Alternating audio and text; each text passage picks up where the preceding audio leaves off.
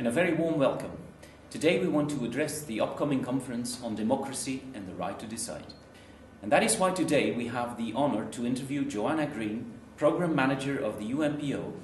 She will help us understand the value of raising awareness on the rights of minorities, regions and stateless nations at a European level. Thank you for being here today, Johanna. Thank you, it's my pleasure.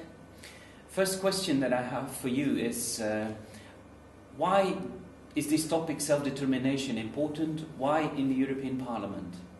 Well, it's important to address at the EU level.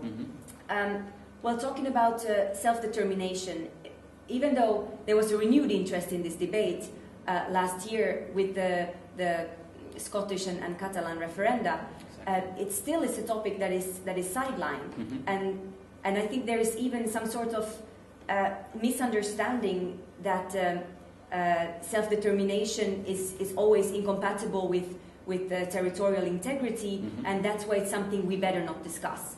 And this is something that this conference will aim to address. It will show that human rights and the right to decide and democracy, they're all interlinked and they're all important for the European Union and for the people that it affects. So bringing the people to the forefront, that's one of the important goals of this conference. Good, and there's a special reason why the conference is to be held at the 2nd of July.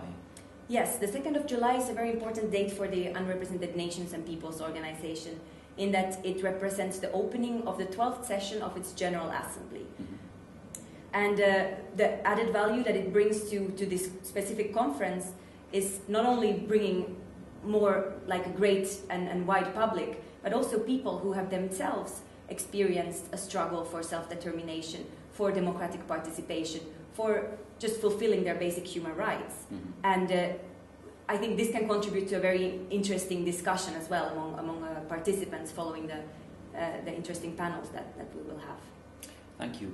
Can I ask you to briefly run through the different panels of the conference? Sure. Well, we try to set up a program that is balanced and that looks at not only at the problem at stake, but also a more forward-looking, solution-oriented approach. So what we do is we start the conference, we open up with a discussion on the current momentum of the right to decide debate, and there, of course, we will bring up the cases of Scotland, Catalonia, but also how the EU can assist in promoting empowerment in this sense.